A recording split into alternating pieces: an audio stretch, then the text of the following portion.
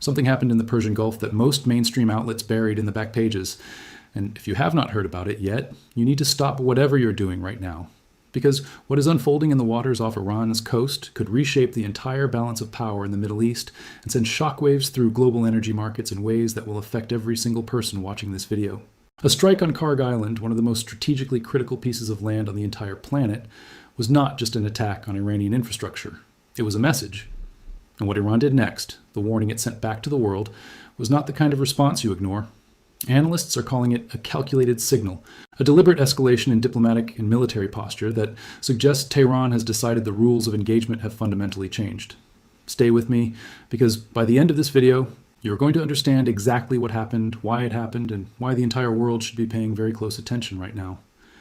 Before we go any further, if you're new to this channel, welcome to War Alert 24, where we break down global conflicts, military strategy, and geopolitical developments with the depth and seriousness they deserve.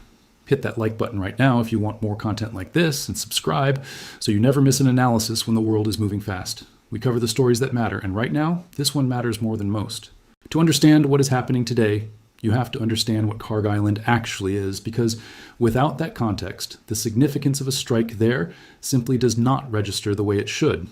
Kharg Island, located in the northeastern Persian Gulf, about 25 kilometers off the Iranian coast, is the nerve center of Iran's entire oil export operation. Approximately 90% of Iran's crude oil exports pass through this single island. It is home to massive oil terminals, pumping stations, loading facilities, and storage infrastructure that represents decades of construction and investment. When oil tankers from Asia, Europe, and beyond need Iranian crude, they come to Kharg. It is not just important to Iran. It is a critical node in the global oil supply chain, and any serious damage to its infrastructure sends immediate tremors through international energy markets. Iran built this island into an economic fortress for good reason. During the Iran-Iraq War in the 1980s, Iraqi forces conducted repeated aerial strikes on Kharg Island in an attempt to strangle Iran's oil revenues and cripple its ability to fund the war effort. Iran rebuilt, adapted, and defended the island with fierce determination. The lesson Tehran took from that period was simple and brutal. Kharg Island is the jugular vein of the Iranian economy, and protecting it is not optional. So when reports emerged of a significant strike targeting Kharg Island's facilities, the reaction inside Iran was not just military, it was existential in tone.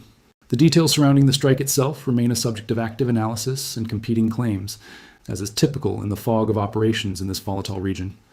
What became clear in the aftermath, through Iranian state media statements, military communiques, and the observable responses of regional actors, was that Iran viewed the strike as a deliberate act of aggression against its sovereign economic infrastructure. Iranian officials were quick to characterize the attack not as an isolated incident, but as part of what they described as a coordinated campaign of pressure designed to bring Tehran to its knees economically and politically. Whether or not that framing is entirely accurate, it reveals something very important about how Iranian leadership is interpreting the current security environment and how that interpretation is shaping their response calculus. Iran's warning to the world that followed the strike came on multiple levels simultaneously, and that layered nature is precisely what makes it so significant and so worth dissecting carefully. On the diplomatic front, Iranian officials delivered unusually direct statements through multiple channels, including messages relayed through intermediaries in the Gulf region and statements at international forums. The core message was this: Iran will not absorb strikes on its critical infrastructure without consequences, and those consequences will not be limited to tit-for-tat responses inside Iranian borders. Tehran made clear it views its deterrence posture as regional in scope, meaning any escalation against Iran will invite responses that affect the broader neighborhood, including key shipping lanes, allied proxies, and energy infrastructure belonging to other regional players. On the military level, Iran's response was both immediate and symbolic. Iranian naval forces conducted visible exercises in the Persian Gulf and the Strait of Hormuz in the days following the strike. The Strait of Hormuz is arguably the single most important maritime choke point on the planet. Roughly 20% of all global oil trade passes through this narrow body of water, which at its most constricted point is only about 33 kilometers wide. Iran has long maintained that it possesses the capability to close or severely disrupt traffic through the strait in the event of a major conflict, and these exercises were a deliberate reminder of that capability. Iranian commanders spoke openly about the readiness of their forces and the range of their missile systems. Language that is carefully calibrated to register in the situation rooms of decision-makers from Washington to Riyadh to Tel Aviv. What makes Iran's current posture particularly consequential is the broader strategic context in which this warning is being issued. Iran has spent the last several years methodically building what military analysts call its axis of resistance, a network of allied and proxy forces spread across the region that includes Hezbollah in Lebanon, various armed factions in Iraq, the Houthi movement in Yemen, and other groups in Syria and beyond. This network is not just a collection of ideological allies. It is a distributed military architecture designed to give Iran strategic depth and the ability to project power without directly exposing the Iranian homeland to retaliation. When Iran issues a warning after a strike like the one on Kharg Island, the warning is implicitly backed by this entire network, and that changes the risk calculus for anyone considering further escalatory action. The economic dimensions of this crisis deserve equal attention, because this is where the story connects most directly to the daily lives of ordinary people around the world. Global oil markets reacted immediately to news of the strike and Iran's subsequent posturing. Crude oil prices showed notable volatility as traders, and analysts attempted to assess the risk of sustained disruption to Persian Gulf energy flows. Iran produces millions of barrels of oil per day, and even a partial disruption to Kharg Island's export capacity would tighten an already constrained global market. Add to that the potential threat to shipping through the Strait of Hormuz, and you have a scenario that energy economists have consistently described as one of the highest impact risk events in global commodity markets. Higher oil prices mean higher fuel costs, which ripple through transportation, manufacturing, food supply chains, and virtually every other sector of the modern economy. But the story is not purely about oil and economics.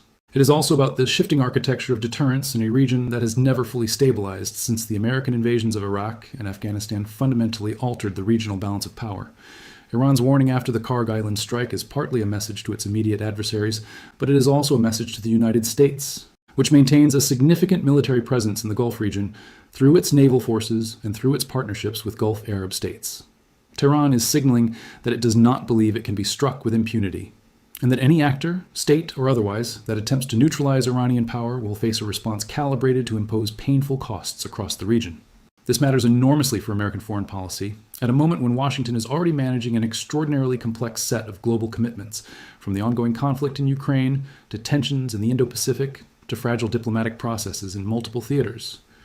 A serious escalation in the Persian Gulf is not something American strategists can absorb easily, particularly given its implications for allied states like Israel and Saudi Arabia, both of whom have their own complex and sometimes contradictory relationships with the current regional dynamic. The historical pattern with Iran is instructive here. Tehran has consistently demonstrated an ability to absorb tremendous external pressure, including crippling economic sanctions, assassinations of senior military and scientific figures, and covert sabotage operations targeting its nuclear and industrial programs. Iran has never simply collapsed under this pressure. Instead, it has adapted, dispersed its critical capabilities, expanded its proxy network, and continued advancing its strategic objectives. That resilience is not a reason to dismiss the severity of the current situation. It is actually a reason to take it more seriously, because it means Iran is not a power that can be deterred through pressure alone, and the warning being issued now comes from a government that genuinely believes it has the tools and the will to follow through. What happens next depends on a series of decisions being made right now in capitals across the region and beyond. If the parties involved choose a path of de-escalation, relying on back-channel diplomacy and quiet signals to reduce tension, the immediate crisis may stabilize without further dramatic developments. But the underlying structural tensions, the competition for regional influence, the unresolved questions over Iran's nuclear program, the deep mistrust between Tehran and its adversaries, none of those go away. They simply go back underground until the next spark ignites them again. If, on the other hand, the current trajectory continues toward further escalation, the world could be looking at a conflict with consequences that extend far beyond the Persian Gulf. What we are witnessing right now is not simply a regional military incident. It is a defining moment in a long-running contest for power, security, and influence in one of the world's most strategically vital regions, the strike on Kharg Island in Iran. Its response to it represents a significant shift in the tempo and intensity of that contest. And the warning Tehran has issued is one that the international community ignores at serious risk. This is a story that is still being written in real time, and how it ends will depend on the decisions, miscalculations, and moments of judgment or misjudgment made by leaders who are operating under enormous pressure with incomplete information. That is the nature of geopolitical crisis. It does not announce itself cleanly, it builds, and then suddenly everything changes. We will be watching every development closely and bringing you the most thorough and grounded analysis we can as the situation evolves. If you found this breakdown valuable, please share it with someone who needs to understand what is happening in the Gulf right now. Because awareness matters and informed citizens make better decisions. Drop your thoughts in the comments below. Do you think Iran will follow through on its warning? Do you believe the international community has the diplomatic tools to prevent further escalation? We read every comment, and your perspective genuinely shapes the conversations we have here on this channel. Like this video, subscribe if you have not already, and stay close, because in a world moving this fast, you cannot afford to look away. Sonnet 4.6 Extended.